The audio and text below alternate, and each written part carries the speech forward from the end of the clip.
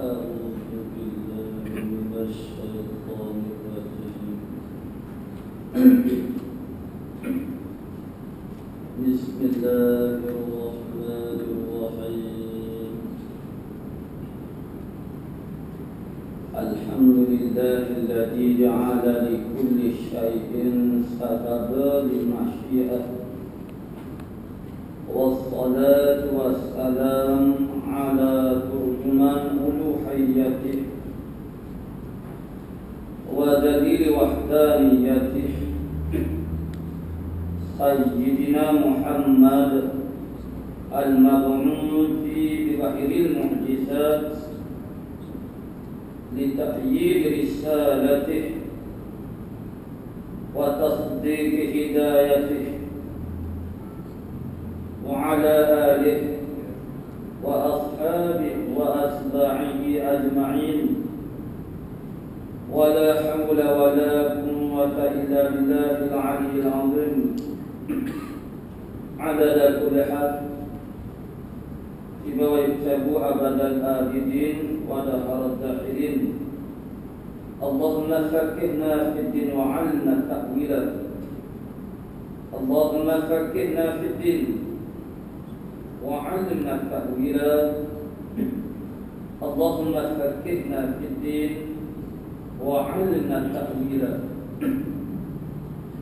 اللهم رب اشرح لي صدري ويسر لي أمري واحلل عقدة من لساني يفقهوا قولي. أما بعد، فقال الشيخ المؤلف رحمه الله تعالى ونفعنا بعلومه في الدارين آمين يا رب العالمين. قال رسول الله صلى الله عليه وسلم أفضل الأعمال بعد الإيمان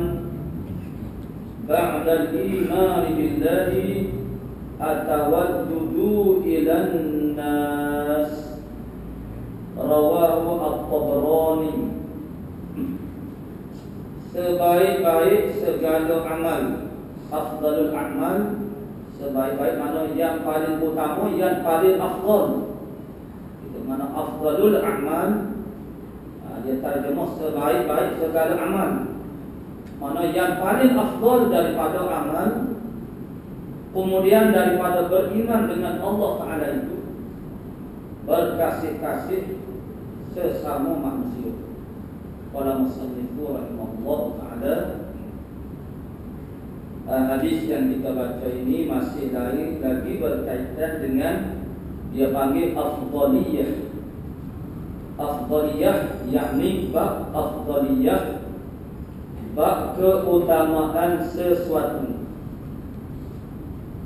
Bermula daripada afdalul iman, afdalul du'a, afdalul sadaqah. Afdalul sadaqah dua kali afdalul fadail. Begitulah. Dan lepas pada ini afdalul mu'minin. Ini dia panggil bab afdaliyah. Afdaliyah mana bab perkara yang paling utama daripada suatu perkara. Ini kata Muhammad qala Rasulullah sallallahu alaihi wasallam afdalul a'mali ba'da al-iman billah. Amalan yang paling afdal selepas daripada beriman dengan Allah Subhanahu wa taala. Dia beriman dengan Allah Taala ni dia kira amal juga. Dia panggil amalul qalbi, amal hati. Beriman kepada Allah Taala ni masuk dalam bab amal juga ataupun amal juga. Jadi dia panggil amalul qalbi, makna amal hati. Yakni beriman ni makna tasdik hati kita, membenar hati kita, yakin percaya hati kita terhadap maudhu' iman. Jadi amalan yang paling afdal selepas daripada beriman kepada Allah Ta'ala ialah apa dia? At-tawaddudu ilan nas. Apa makna berkasih-kasih sesama manusia? Maksud an-nas di sini manusia maklum, iaitulah manakala adanya alif lam pada perkataan an-nas, itu murad dia maksudnya ialah minal muslimin, daripada orang Islam. Bukan ila nasil ajma'in, tidak kepada semua manusia, tidak. Kerana sabit larangan teguhan kita berkasih sayang dengan orang kafir. Sabit larangan daripada Quran dan juga hadis melarang kita daripada berkasih sayang dengan orang kafir. Melakukan urusan itu lain. Melakukan urusan untuk mencapai maslahat keperluan dari kehidupan kita ataupun menolak mudarat, itu lain. Yang tak bolehnya ialah berkasih sayang ada cenderung hati kita. Kerana dalam satu ayat Allah Ta'ala sebut al-kafirun wal kafiruna humuz zalimun. Orang-orang kafir ini ialah orang-orang yang zalim, yakni li anfusihim, bagi diri-diri mereka sendiri. Orang kafir ini ialah orang zalim, yakni dia istilah zalim ini ialah falsafah zalim. Sebenarnya hakikat zalim ini zalim kepada diri kita sendiri. Zalim ini ada zalim kepada Allah, zalim kepada mana hamba-hamba Allah Ta'ala, dan zalim kepada diri kita sendiri. Hakikatnya zalim kepada Allah Ta'ala maknanya meninggalkan wajibat, apa yang difardu diwajibkan oleh Allah Ta'ala, buat apa yang Allah Ta'ala larang itu dipanggil zalim kepada Allah Ta'ala. Zalim kepada hamba-hamba Allah Ta'ala maknanya kepada manusia itu kita buat zalim kepada manusia, dan zalim kepada kita sendiri banyak. Tapi hakikatnya ialah sama ada zalim kepada Allah kepada orang lain, sebenarnya dia kembali kepada zalim kepada diri kita sendiri. Umpamanya meninggalkan wajibat, perkara-perkara wajib itu dikatakan zalim kepada Allah Ta'ala, tapi hakikatnya ialah zalim kepada kita sendiri. Sebab apa? Sebab dengan sebab kita meninggalkan wajibat itu, kita menghendar diri kita, menggedor diri kita kepada azab, mana azab seksa Allah Subhanahu Wa Ta'ala. Kita dengan sebab kufur orang-orang kafir itu menyebabkan tertegah, terhalang dia daripada mendapat rahmat Allah Ta'ala. Kalau nak dia buat sifat kufur itu, sudah pasti rahmat Allah Ta'ala akan sampai kepada dia. Jadi siapa dia yang letak dinding manik perkara yang menegakkan rahmat Allah Ta'ala itu daripada sampai kepada dia, dia lah. Dengan cara dia, dengan cara dia kufur kepada Allah Ta'ala. Maknanya kalau dia beriman kepada Allah Ta'ala, bermakna dinding itu akan terangkat. Bermakna segala kebaikan daripada Allah Ta'ala, yang keberkatan rahmat dan segala kemuliaan-kemuliaan yang lain akan sampai kepada dia daripada Allah Ta'ala. Jadi hakikatnya kita buat zalim kepada diri kita sendiri. Sama juga orang menipu orang, hakikatnya tipu diri sendiri. Sebab kita tipu orang itu sebenarnya dosa dan seksa, kita lah tipu diri sendiri. Kita buat hanya kepada kita sendiri. Jadi wal kafiruna humuz zalimun. Orang kafir ialah orang zalim. Kemudian dalam ayat yang lain pula Allah Ta'ala menyebut wala tarkanu ilal ladina zalamu fatamassakum nar. Jangan kami cenderung, tak usah kata berkasih sayang, hanya cenderung, condong, ada kecenderungan kepada orang yang zalim, maka kamu akan menyentuhi api neraka. Maknanya orang kafir ialah dalam banyak orang yang zalim, orang kafir yang paling zalim, yakni zalim kepada diri sendiri dengan makna dengan sebab kufur dia itu menyebabkan dia terdedah kepada masuk neraka abadan sarmadan selama-lamanya. Jadi maknanya maka kita fahamlah di sini bila Nabi kata at-tawaddudu ilan nas, maknanya berkasih sayang kepada manusia. Makna manusia itu ialah minal muslimin, daripada orang-orang Islam. Walaupun kata manusia sekalipun, tapi dia panggil tertentu khusus. Yang dimaksudkan ialah orang Islam dengan dalil-dalil yang menegakkan daripada menghendaki makna manusia ini kepada seluruh manusia hidup. Ialah dalil sakilah, dalil bahawasanya larangan kita berkasih sayang kepada orang kafir, dan termasuklah orang kita tu menyokong cenderung hati kepada orang zalim, dan orang yang pada zalim itu tidak adalah melainkan orang kafir. Jadi inilah nampaklah kepada kita dia punya makanan kedudukan oleh panggil berkasih sayang sama-sama muslimin, sama-sama orang Islam ini merupakan suatu amalan yang sangat besar dalam Islam. Dan inilah amalan inilah yang oleh panggil semakin pudar, semakin jauh daripada umat Islam. Dan Nabi meletakkan amalan yang paling afdal selepas daripada beriman kepada Allah Ta'ala, berkasih sayang kepada sama-sama manusia. Berkasih sayang dengan manusia ini dia panggil samaroh daripada iman kepada Allah Ta'ala sendiri. Samaroh ni maknanya buah. Buah yang terbit yang wujud dia lahir dia daripada iman kepada Allah Subhanahu Wa Ta'ala. Mana orang yang beriman kepada Allah Subhanahu Wa Ta'ala secara tak langsungnya dia akan menjadi orang yang Islam. Itu kita kena faham istilah iman, Islam, orang mukmin, orang beriman, baik. Orang Islam mana Muslim, baik. Sebab ini pun kita sebut sok-nok. Tiap-tiap orang beriman pasti dia Islam. Tapi tiap-tiap orang Islam belum tentu lagi dia beriman. Islam ialah menampilkan amal-amal Islam yang zahir, semaya, puasa, zakat, haji, zikir, baca Quran, yang fardunya, yang sunnahnya, maka dikatakan Islam adalah iman ialah masalah tasdik, membenar hati kita terhadap segala maudhu' hati iman. Maudhu' iman makna perkara-perkara yang termasuk dalam pelajaran iman. Benda dalam hati orang tak tahu. Jadi tasdik beriman, kita yakin, kita percaya. Sebagai misal contoh yang paling mudah, bahawa sebenarnya meninggalkan sembahyang itu berdosa dan berdosa masuk, maknanya ialah masuk neraka. Dan api neraka ni azab Allah Ta'ala yang maha pedih. Tubuh badan kita tak boleh nak tangguh, tak mampu nak tahan kepedihan api neraka. Kita beriman kalau macam itu. Kita yakin kalau begitu.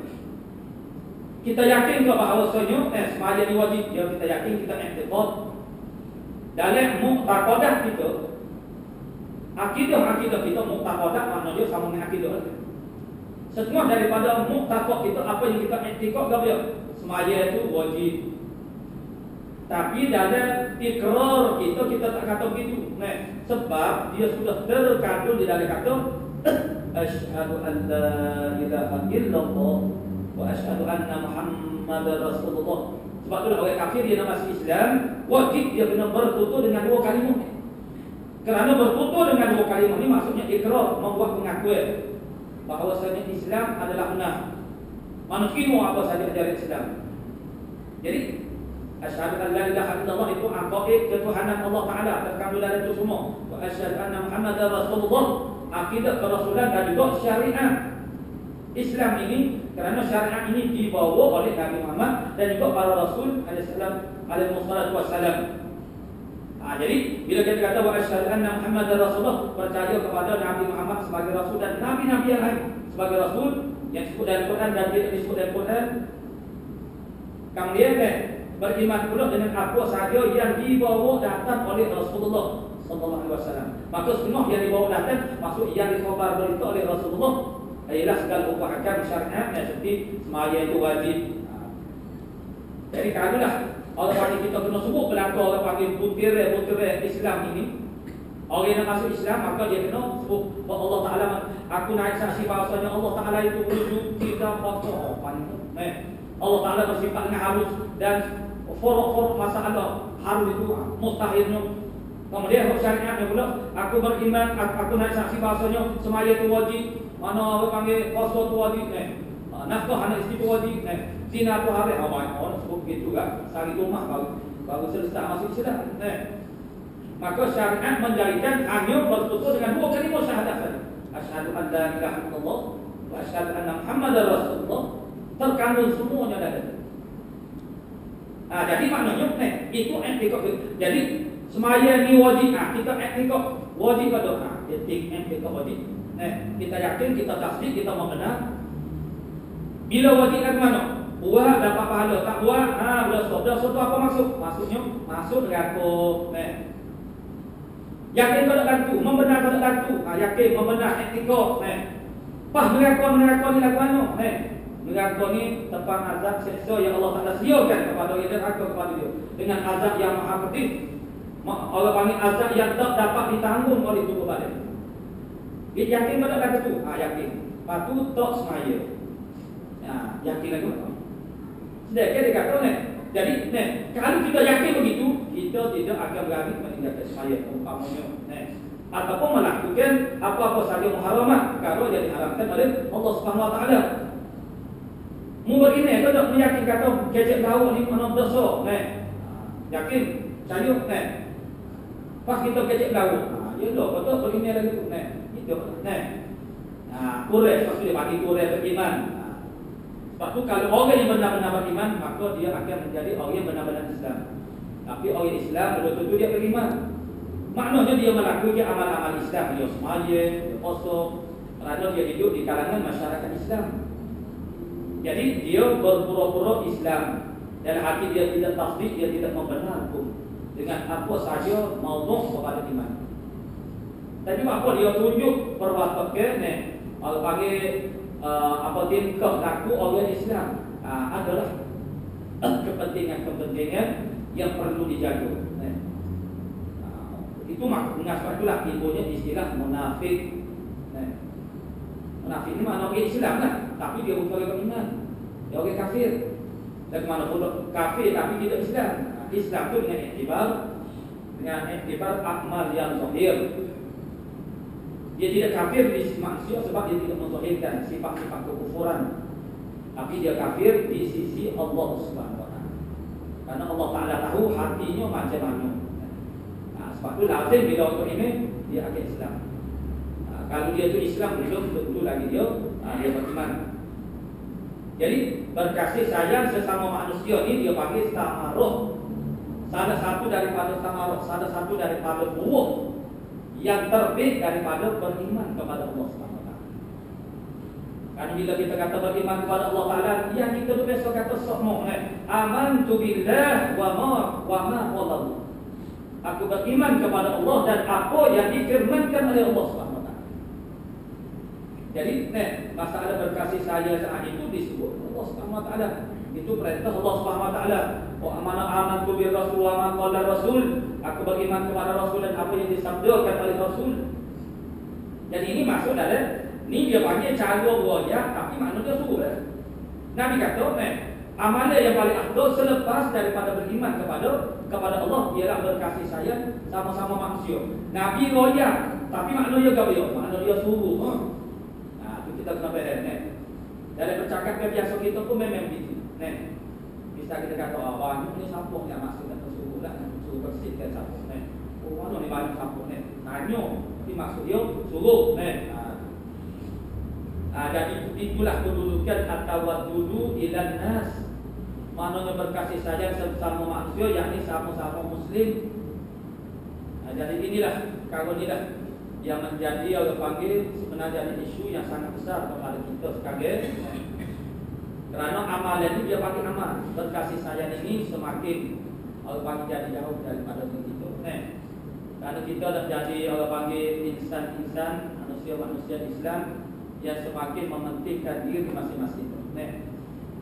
Jadi oleh kerana tidak adanya tawaddud al-wud, mana tawaddud berkasih sayang inilah yang memungkinkan timbulnya orang panggil kerosakan dalam hubungan kita sama-sama manusia. Seperti mana tak ada sifat bola ansur, tak ada orang panggil tolong-menolong, ini dia panggil tamarruh pula. Berkasih sayang sesama manusia itu dia panggil tamarruh kepada beriman kepada Allah Taala. Kemudian itu pula dia ada tamarruh dia pula, ada buah dia pula. Hasil daripada kita ada sifat amalan berkasih sayang sesama manusia, yakni sesama orang Islam, dia akan timbullah. Panggil hablum minan nas, perhubungan kita sama-sama manusia, yakni menghormati, orang panggil tolong-menolong. Ini dia panggil buah dia. Ataupun dipanggil juga sebagai lawazim. Lawazim makna perkara yang melazimkan. Lazim daripada bersifat kasih sayang itu begini. hidup dalam keadaan tolong menolong. Tolong menolong itu dia panggil buah daripada kasih sayang dan secara otomatiknya menjadi benteng kepada satu sifat dan juga orang panggil pencegah kepada sifat yang sangat merugikan kita, itulah sifat mazmumah. Nama dia al-hasan, sifat hasan. Sifat hasan ini. Orang yang berkasih sayang dia tidak timbul perasaan dengki. Dengki kita nak supaya nikmat yang ada pada orang lain itu hilang daripada diri. Kalau kita ada sifat kasih sayang, kita nak orang dapat kebaikan. Anak kita dengan anak orang lain. Sebab apa kita sangat mudah memberi kemaafan kepada anak kita. Dia tak sama. Tiap-tiap orang lain pula. Ibu bapa. Lain cara dia menangani anak dia sendiri dengan anak orang lain. Dia mudah memaafkan akan anak dia. Sebab apa? Sebab dia sudah ada persiapan kasih sayang. Mana kalau anak dia sahaja sekala mana pun dia boleh berlapis dada untuk memaafkan. Tapi kalau orang lain, anak orang lain, bukan main gaji dia maki, dia kritik, dia konten. Karena apa? Karena sifat kasih sayang itu kasih sayang kita kepada anak orang lain, kepada orang lain itu atau sudah tak sama dengan sayang yang kita kepada anak-anak kita. Itu dia panggil perbandingannya. Jadi kalaulah amalan ini subur hidup di dalam panggil kalangan umat Islam, itulah akan melahirkan suatu keadaan yang sangat orang panggil makna yang dikehendaki oleh Islam. Islam itu sendiri daripada peringkat permulaannya dia panggil bidayah, membawa pengertian alis Islam. Al-Islam bermakna alis Islam. Islam dengan makna menyerah diri kepada Allah Subhanahu Wa Taala. Menyerah diri kepada Allah Taala makna menyerah diri kepada peraturan Allah Taala, undang-undang Allah Taala, hukum agama Allah Taala. Maknanya mentaati segala perintah Allah Taala. Bila kita menyerah diri kita kepada peraturan Allah Taala, maka bidayahnya hujung jatuhnya ialah dia panggil as-salam. Maka dengan sebab itu dikatakan Islam juga bermakna salam dengan makna as-salam. Ada ulama kata al-Islam dengan makna Islam itu. Ada ulama kata Islam dengan makna as-salam, makna sejahtera, makna selamat. Yakni dengan iktibar yang berbeza. Makna Islam dengan makna Islam peringkat hidayah, peringkat permulaan. Bila kita serahkan kita kepada Allah Taala, kita akan selamat. Kita akan mendapat as-salam. Itu yang Nabi sebut, yang Nabi beri pilihan kepada manusia, aslim taslam. Dalam menyebarkan agama Islam, Nabi kata, aslim taslam. Kamu masuk Islam, kamu akan selamat. Apa maksud aslim? Kamu serah diri kamu kepada Allah Taala, kamu akan selamat. Serah diri kepada Allah makna menyerahkan diri kita, zahir dan batin kita kepada perintah-perintah Allah Subhanahu Wa Taala. Maknanya kalau kita ikut segala perintah Allah Subhanahu Wa Taala, itu makna kita serah diri kepada Allah Taala, pasti kita akan selamat dunia dan juga akhirat. Jadi makna Islam itu dia iktibar dua, hidayah dan juga orang panggil nihayah. Nihayah makna kesudahan. Kesudahannya ialah as-salam, makna sejahtera. Jadi maknanya semua daripada ajaran Islam ialah ajaran berkasih sayang sesama umat Islam. Maknanya kalau kita ada hubungan kasih sayang dengan orang, maka timbullah orang panggil buah, orang kata tamarah ni, itulah sifat tolak ansur. Kita banyak dalam hubungan kita, dalam banyak kira cara, dalam urusan kita tak bertolak ansur. Dengan adik-adik sendiri kita tak bertolak ansur. Dalam cara bak sako, atau sako tak bertolak ansur. Walaupun hak kita sebenarnya kita boleh orang panggil bersuluh, kita panggil. Bersuluh maksud dia berdamai, maksudnya sebenarnya dari istilah orang kapur dia panggil tolak sako. Kalangan adik-adik kita, adik kakak kita tu ada yang doif, ada yang lebih dulu daripada kita. Walaupun kita berhak bahagian kita, tapi kalau kita bertolak ansur, makna kita nak tolong. Itu makna bertolak ansur.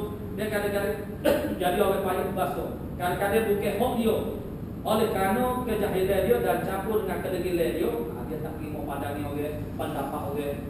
Walaupun ada kenyataan yang jelas bahawa ini adalah hukum daripada Quran, daripada hadis, dia tak boleh terima lagi. Kerana dia berasa bahasa dia akan dapat banyak. Jadi tak ada sifat orang. Kenapa? Kerana tak ada sifat kasih sayang kepada orang lain.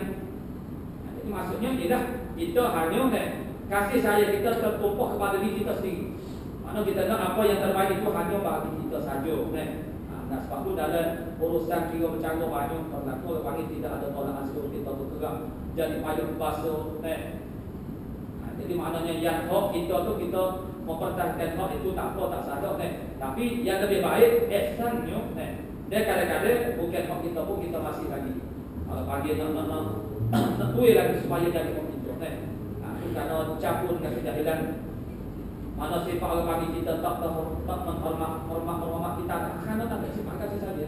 Tolong menolong aku dah semakin kurang. Bantu membantu.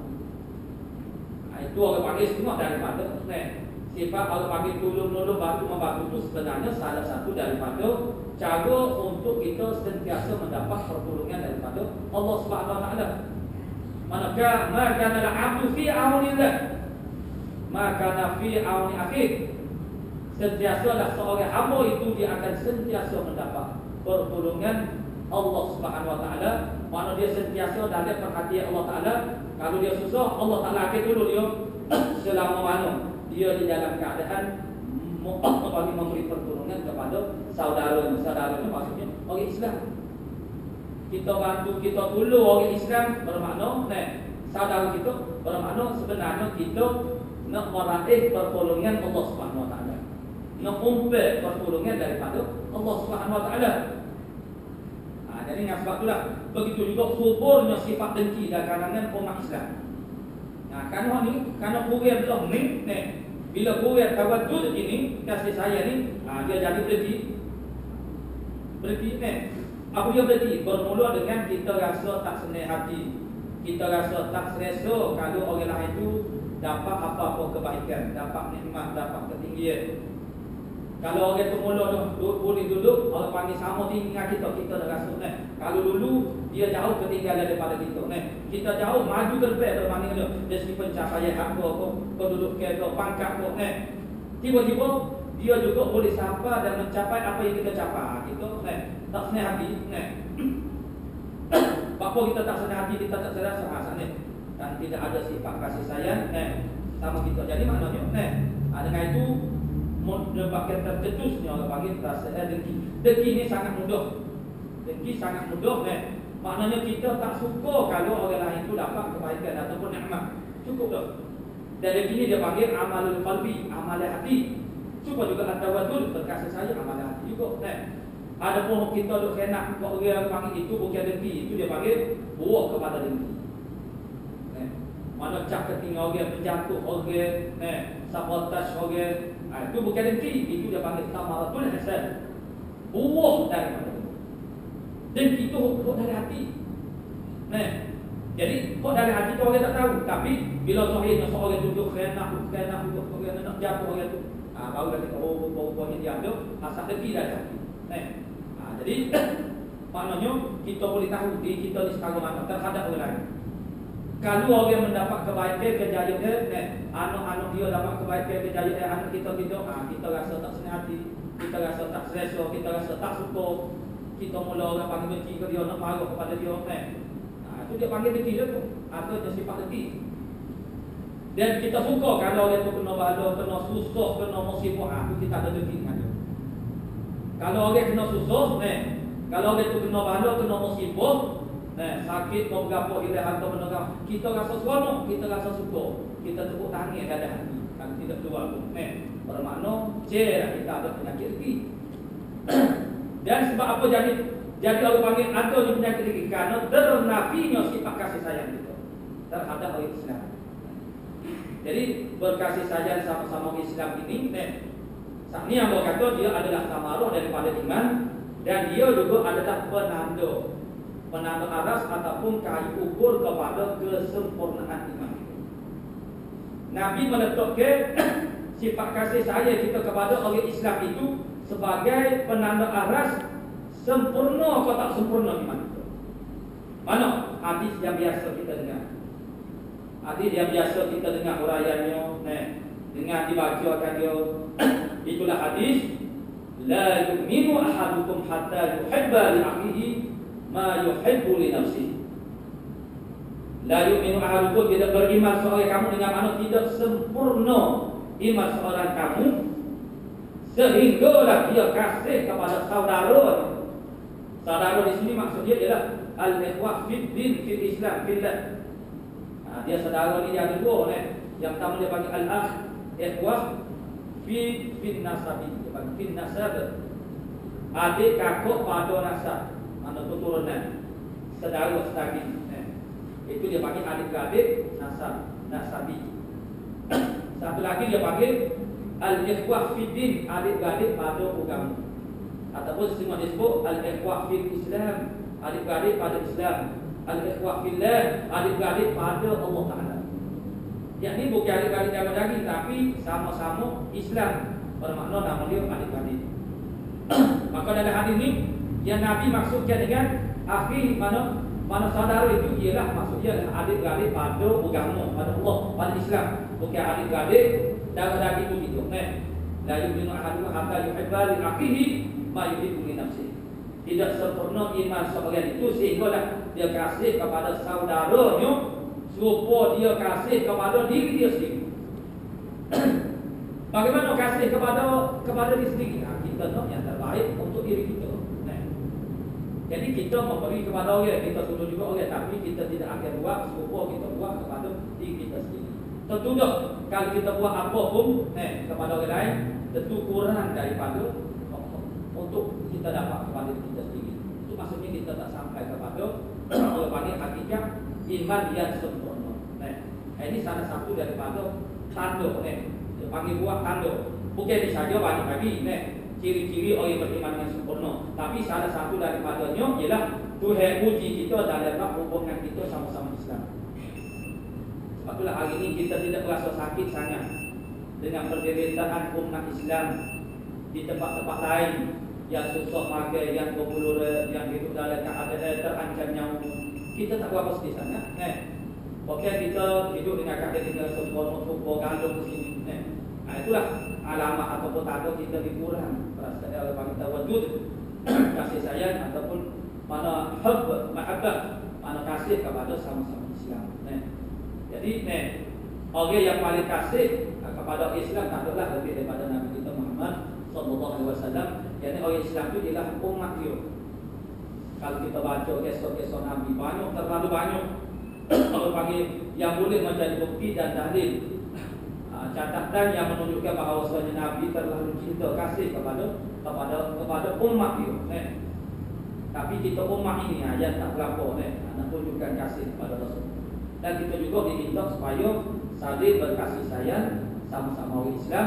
Bahkan untuk orang panggil nak menyungguh-nyungguhkan pada menyuruh kita tu berkasih sayang dengan sama-sama Islam. Nabi telah orang panggil mengucapkan dengan ibarat atau perkataan yang semacam cara nak khas dia bagi ataupun hadu menggalakkan dan menyungguh-nyungguhkan kepada umat Islam supaya ambil cara antara sama-sama mana tanda semua daripada tanda kasih sayang kita ambil cara ambil berat kepada orang lain. Maka untuk menunjukkan betapa besarnya kedudukan berkasih sayang sama Islam dan bersungguhnya Nabi nak suruh kita usahakan hal ini ataupun amalan ini, maka Nabi kata macam ni. Macam mana? Yakni amalan yang paling afdal sebab beriman dengan Allah Taala ialah at-tawaddudu ila nas. Cuba kita fikir maknanya dia boleh saja dia cara Nabi nak suruh tu boleh saja dengan cara kata terdekat. Yang ini misalnya kalau dengan menggunakan istilah ini, mana tawaddud ila nas, mana berkasih sayang nak dekat kepada manusia. Tapi Nabi nak memberi isyar kepada kita, memberi ketahui kepada kita tentang bagaimana nilai kedudukan at-tawaddud ila nas ini. Maka dia menyatakan bahasanya amal ini menduduki tangga yang kedua dari segi afdaliyah selepas daripada beriman kepada Allah Subhanahu wa taala. Insyaallah kalau kita boleh pandai bagaimana bagi usaha Nabi nak meyakinkan kita dan memberi kesedaran kepada kita tentang besarnya hakikat berkasih sayang kepada orang Islam ini, sehingga dia meletakkan tangga yang kedua. Maknanya insyaallah akan tercetus dalam hati kita semangat kita untuk menghubungkan silaturahim, apatah lagi dengan adik kakak dan saudara lagi dengan orang Islam. Di situ ada orang Islam dan juga adik kakak kalau panggil nasabi, wafid bin nasabi. Itu maknanya benda-benda yang kita telah terfikir selama ini. Mana kita masih tidak terlambat lagi untuk kita pun balik dan kita usahakan semula imbau kembali sejarah kehidupan kita 10 tahun lepas, 20 tahun lepas sekarang sudah banyak berubah.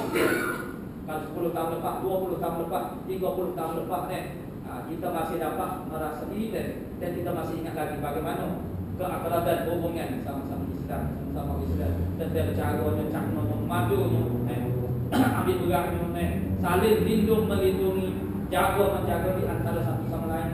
Tapi sekali kita masing-masing bawa hal ini sendiri.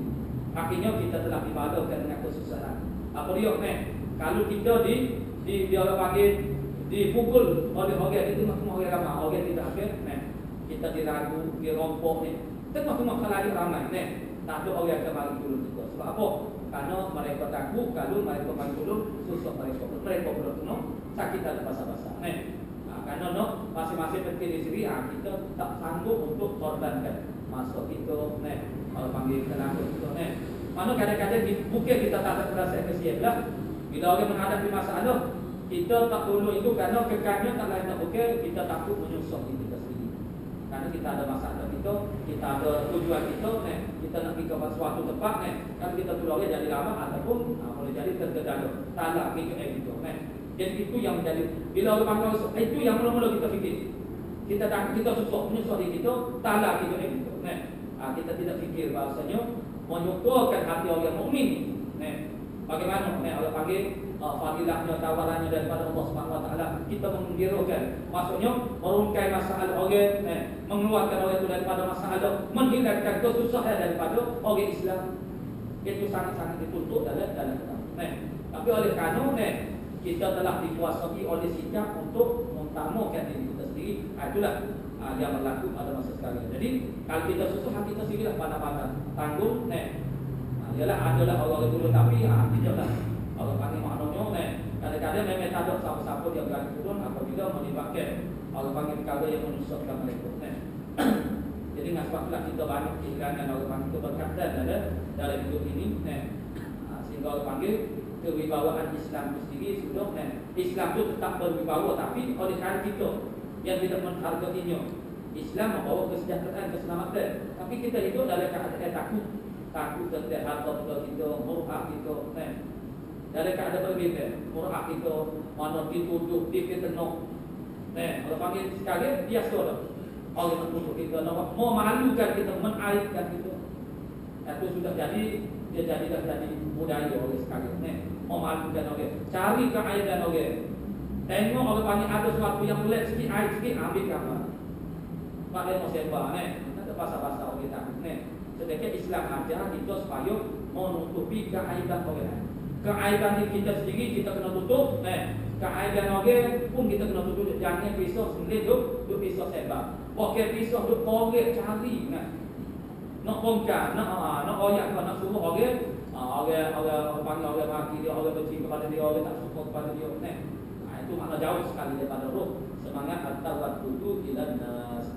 Mudah-mudahan dengan hadis yang sangat ringkas ini memberi kesedaran kepada kita untuk kembali kepada amal Islam yang sebenar. Ila Allah Subhanahu wa taala a'lamu bis-shawab. A'udzu billahi minasyaitonir rajim. Bismillahirrahmanirrahim. Alhamdulillahi rabbil alamin wassalatu wassalam ala asyrafil anbiya'i wal mursalin wa ala alihi wa sahbihi ajma'in.